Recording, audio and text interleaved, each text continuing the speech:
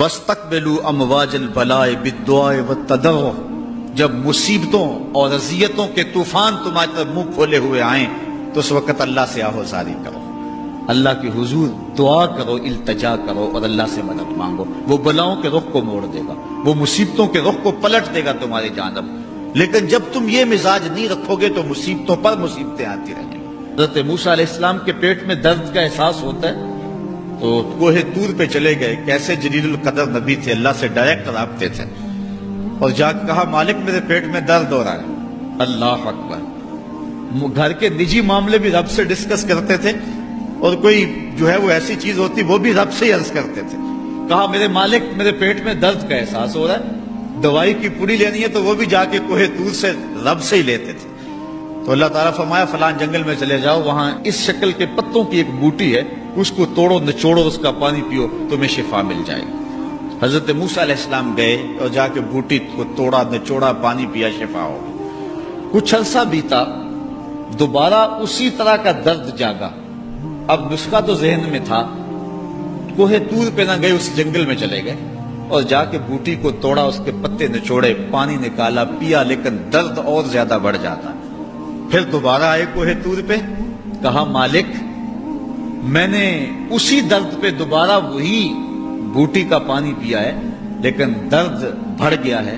کہا موسیٰ اب جو آئے ہو کوہ طور پہ پہلے ہی آ جاتے۔ تو عرض کی مالک بوٹی بھی وہی اور درد بھی وہی۔ فرمایا سب کچھ وہی ہے، لیکن پہلے میرا حکم تھا، اب میرا حکم ساتھ شامل نہیں تھا۔ شفا بوٹے میں نہیں رکھی، شفا تو میرے حکم میں رکھی ہوئی ہے۔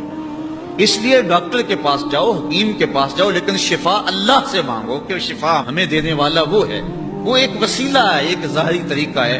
حضور علیہ الصلوۃ والسلام، اللہ اکبر، کیا خوبصورت ارشاد فرما رہے، حسنوا اموالکم بالزکات، اپنے اموال کو زکات سے پاک کرو، وداووا مرضاکم بالصدقہ، اور اپنے مریضوں کا علاج صدقے سے کرو۔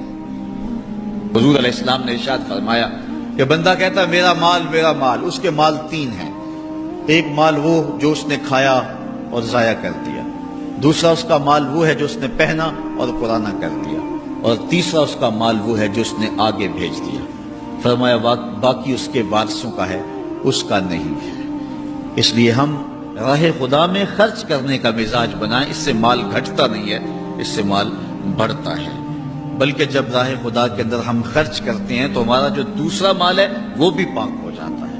اللہ کے محبوب کا ایک فرمان سنیے جس کو حضرت حسن بصری رضی اللہ تعالیٰ عنہ بیان کرتے ہیں، حسنوا اموالکم بالزکات وداووا مرضاکم بالصدقہ واستقبلوا امواج البلاء بالدعاء والتضرع۔ فرمایا کہ اپنے مال کو، اپنے اموال کو زکات سے پاک کرو، اور اپنے مریضوں کا علاج صدقے سے کرو، اور جب مصیبتیں اور بلائیں تمہارا رخ کریں تو پھر دعا سے اور اللہ کے حضور زاری سے اللہ کی مدد چاہو۔ آج ہم صدقے کا مزاج بہت کم کر چکے ہیں۔ اسی زمانے میں ایسا ہوتا تھا کہ جب کوئی بیمار ہوتا تھا تو سب سے پہلا کام لوگ یہ کرتے تھے کہ صدقہ دیا کرتے تھے، ڈاکٹر کے پاس پھر جایا کرتے تھے، حکیم کے پاس پھر جایا کرتے تھے، سب سے پہلے اس کی جان کا صدقہ دیا کرتے تھے۔ صدقہ قضا کو بدل دیتا ہے، تقدیر کو بدل دیتا ہے۔ صدقہ سے اپنے مریضوں کا علاج کرو۔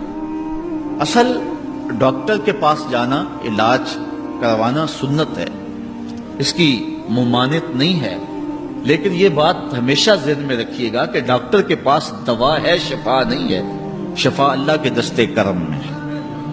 اس لیے جب بھی بیمار ہو جاؤ تو پہلے صدقہ کرو اور پھر ڈاکٹر کے پاس جاؤ، اللہ اس صدقے کی برکت سے ڈاکٹر کی دوا میں شفا رکھ دے گا، کیونکہ شفا تو اس کے حکم میں ہے نا، چیزوں میں تو شفا نہیں ہے، وہ تو اس نے حکم جہاں دے دیا وہاں شفا ہے۔